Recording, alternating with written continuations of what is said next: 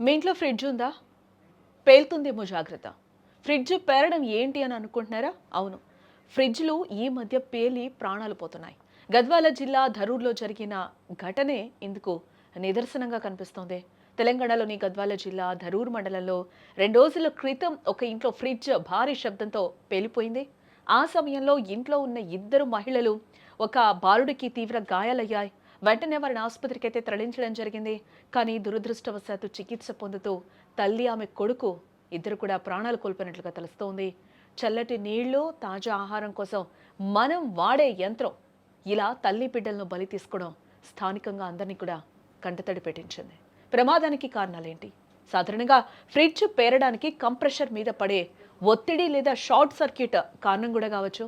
అయితే మనం పాటించే చిన్న చిన్న పొరపాట్లే ఇలాంటి పెద్ద ప్రమాదాలకు కూడా దారితీస్తూ ఉన్నాయి.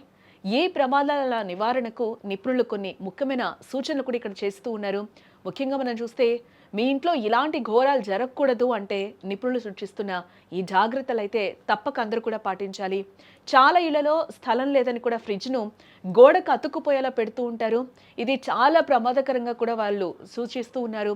ఫ్రిడ్జ్ను ఎప్పుడు కూడా గోడకు కనీసం 15 నుంచి 20 సెంటీమీటర్ల దూరంలో అయితే మనం ఖచ్చితంగా ఉంచాలి. ఫ్రిడ్జ్ వెనక భాగంలో ఉండే కంప్రెషర్ వేడిని విడుదల చేస్తూ ఉంటుంది. ఆ వేడి బయటకు పోయేలా గాలి తగిలే ప్రదేశంలోనే ఫ్రిడ్జ్ను ఏర్పాటు చేసుకోవాలి.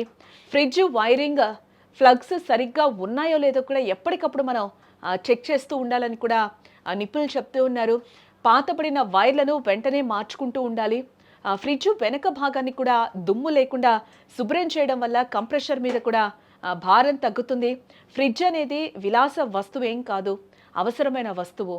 బట్ దాన్ని వాడే విధానం సరైంది కాకపోతే అది ప్రాణాలకే ముప్పు తెస్తుంది అని కూడా చెప్తూ ఉన్నారు.